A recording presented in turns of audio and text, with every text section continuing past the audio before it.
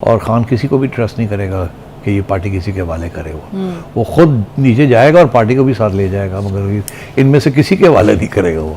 तो ये जो डांट पिलाई है खान साहब ने अपने ज़ाहिर है अरकान को, और मैं पंजाबी में कह देती हूँ कि उन्होंने ये हिसाब किया कि कहना तीनू ते सुनाना नूनू। अब वो ऐसा ही कर दे सुनाना वो तो हमें लग रहा है कि खान साहब बड़े स्ट्रेट हो गए हैं। स्ट्रेट नहीं हो गए, फ्रस्ट्रेशन हुई हुई है, बड़ी डेस्परेशन हुई हुई है खान साहब की। अब फॉर एग्जांपल वो ये जो मैंने आपसे कहा कि सबको कहा अपने फोन्स बाहर रख के आए, ये पहले कभी नहीं हुआ था ऐसे। अब ये है कि और वहाँ जो बातें की हैं उन्होंने कुछ खरी खरी बातें न्यूट्रल्स के खिलाफ की हैं, इसीलिए उनको फिक्र था। उसी में उन्होंने फिर ये कहा कि जी मुझे पता है कि आप लोगों में से कौन मिलते हैं, खुफिया तौर पे मिलते हैं, और आप बंद कर दें उनको मिलना, और मुझे सब पता है कौन मिलता है, क्या बात होती है।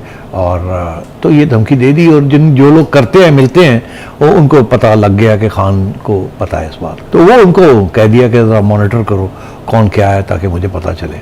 तो ये इस किस्म की वहाँ सूरत हाल है। वहाँ आजकल काफ़ी प्रॉब्लम्स हुए हैं, और कुछ लोग हैं बड़े परेशान हैं कि खान साहब ने इतना बड़ा प्रोजेक्ट ले लिया है, एस्टैब्लिशमेंट को टेक ऑन कर लिया है। ये तो आज तक तारीख़ में किसी ने नहीं किया था, और जो तारीख़ हमें बताती है कि जो भी एस्टैब्लिशमेंट के साथ टक्कर लेता है उसका अंजाम बुरा ही होता है। So my sense is that Khan is desperate.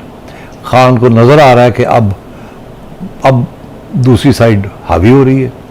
वो किसी किस्म की आपको पता है खान पीछे नहीं हटता, अब ये उसकी मजबूरी है। सियासतदान हमेशा, मैंने आपसे कहा है कि वो अगर एक कदम आगे लेते हैं दो पीछे लेते हैं, दो आगे लेते हैं एक साइड चले जाते, यही सियासत इसका नाम है। खान सियासत नहीं करना चाह रहा। अनफॉर्चुनेटली पाकिस्तान के अंदर सियासत के बगैर आप आगे बढ़ ही नहीं सकते, और सियासत का मतलब ही ये है कि कॉम्प्रोमाइज़ करनी पड़ती।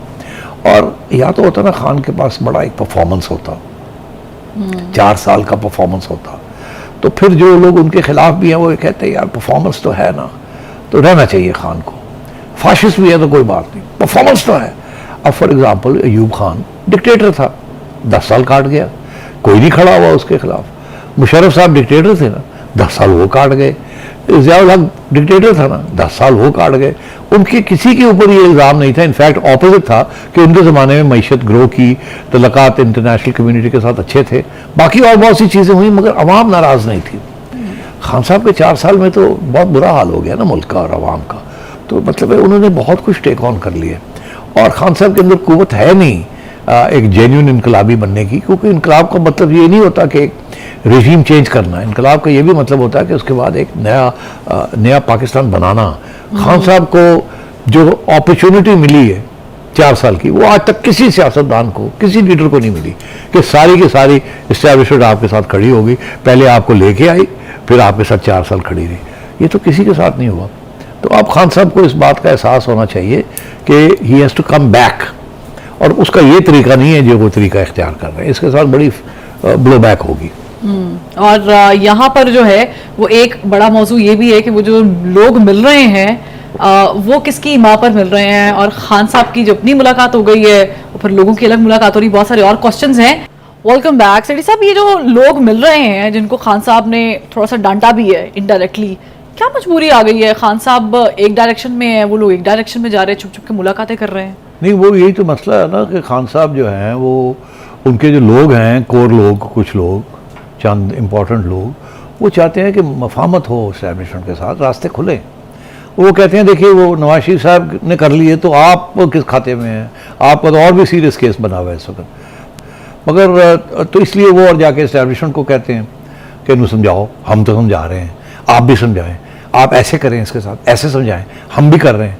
वो खान को समझ आ गई है कि ये जाके एक्चुअली खान का केस जो है ना वो ख़राब करते हैं वहाँ।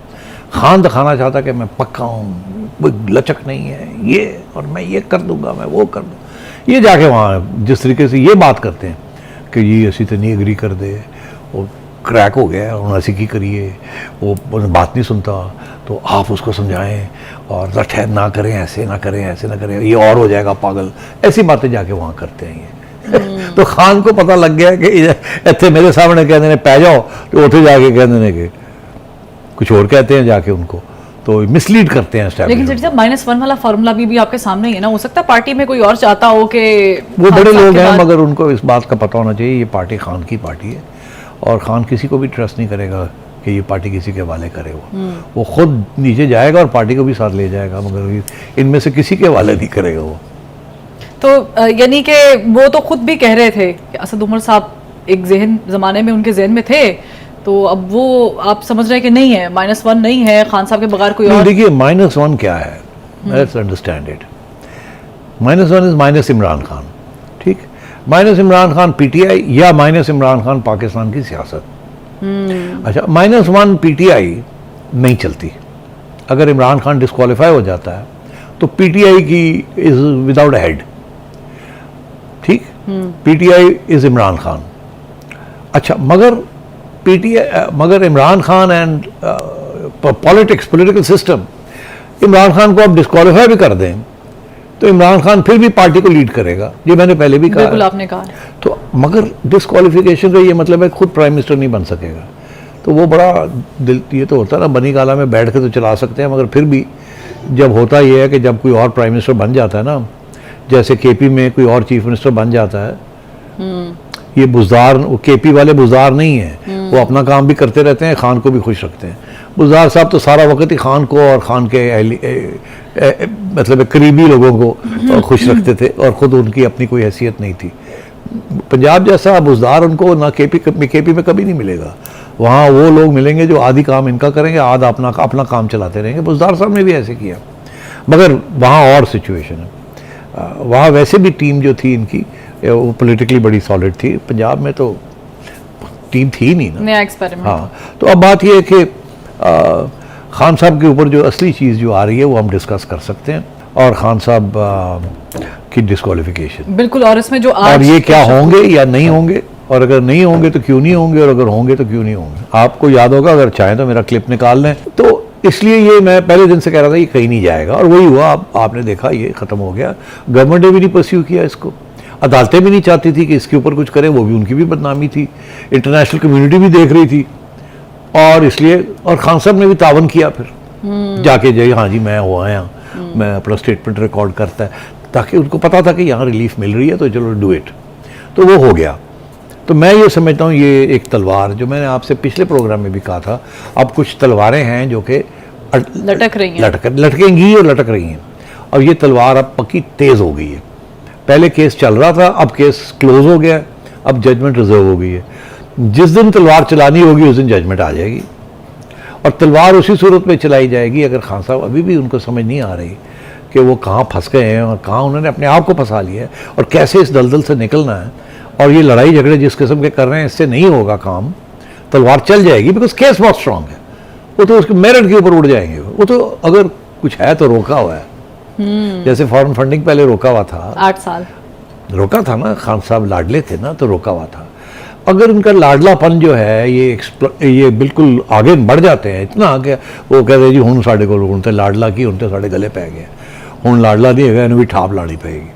तो वो ठाप जो है ना, वो तलवार अभी भी जिन्होंने कहना खुंडी है, वो वाली तलवार चलने तैयार नहीं है, वो रखी पीछे, और जिन्हों वक्त आएगा तो भी तलवार चल जाएगी। जैसे कहते हैं ना, एक धक्का और दो, अब मेरे पास चारा नहीं है, या तो मैं चुप करके बह जाऊँ या मैं और प्रेशर डालूँ। मैंने आपसे हमेशा कहा कि खान साहब का जो टैक्टिक है वो यही है कि पीछे नहीं हटना, आगे बढ़ना है, और जितना भी कुछ कर सकते हैं वो करना है। अब मेरा ये ख्याल है कि इस स्टेज पे उनको कोई इशारा नहीं आया कि हम हुकूमत की छुट्टी कराने के लिए तैयार हैं और आप लॉन्ग मार्च करें। अब उनको ये फिक्र हो गया है कि अगर उन्होंने अभी ये काम शुरू ना किया तो अक्टूबर तक, तो फिर ये अक्टूबर भी निकल जाएगा, और फिर तो हाथ से गेम निकल जाएगी। जैसे मैंने आपको एक्सप्लेन किया, इन्होंने अपने लोगों को कहा है कि अक्टूबर बड़ा इंपॉर्टेंट है, मैंने भी ये कहा है कि October is going to be very important. तो अब सूरत हाल यही है कि क्या खान साहब कामयाब हो जाएंगे अपना प्रेशर लाने के लिए, ताकि इस्टेब्लिशमेंट जो है वो इस हुकूमत का साथ छोड़ दे और अंडर प्रेशर आके इमरान खान के इनको इशारा कर दे कि पै जाओ, या ये कि इतने डेस्परेट हो जाएंगे कि ये दावा बोल देंगे, और उस वक्त फिर अगर इस्टेब्लिशमेंट हुकूमत के साथ खड़ी हुई तो ये फेल हो जाएंगे। उसके बाद इनको रिकवर करना बहुत मुश्किल हो जाएगा, और अगर इस्टेब्लिशमेंट अंडर प्रेशर आ गई तो फिर देश में तब्दीली आ सकती है। सो खान साहब is not playing the game. उन्होंने ये फैसला किया कि मैं अब इंतज़ार नहीं कर सकता कि मुझे इशारा आए। लग ऐसे रहा है कि वो भी डट गए हैं और इस्टेब्लिशमेंट भी कोई इशारा देने के मूड में नहीं है, तो अब मैं टेस्ट कर लूँ कि 2 चीज़ें मैं टेस्ट कर लूँ। तो अब और कोई चारा नहीं है, अगर चुप करके बैठे रहे तो बाय डिफ़ॉल्ट अक्टूबर भी गुजर जाएगा, हम धमकियाँ ही देते रह जाएंगे, मैं जलसे ही करता रह जाऊँगा और ये और मजबूत होते जा जाएंगे। फिर इन्होंने अपना शायद नवंबर से पहले ही अनाउंस कर दें, तो फिर मैं कहाँ जाऊँगा। एक दफ़ा अनाउंसमेंट होगी तो ख़त्म होगी बात। तो ज़रूरी नहीं है अनाउंसमेंट 27 तारीख को होगी या 29 तारीख को होगी। अनाउंसमेंट किसी स्टेज पे हो सकती है, अक्टूबर में हो सकती है अनाउंसमेंट। तो ही स्केर्ड कि ये ना हो कि हाथ से गेम निकल जाए और गवर्नमेंट जो है शहबाज शरीफ जाके अनाउंस कर दे और जो इनको बात पसंद ना आए तो फिर उनके हाथ से गेम निकल गई ना। तो मैं ये समझता हूँ खान साहब उस स्टेज पे आ गए हैं कि अब वो कहते हैं यार या पार, इशारा नहीं आया और मायूसी बहुत हुई है पीटीआई कैंप के अंदर, ये मैं आपको बता दूं। अच्छा, यानी 2 धड़े बन चुके हैं और मायूसी फैल चुकी है। मायूसी फैल चुकी है और ऊपर से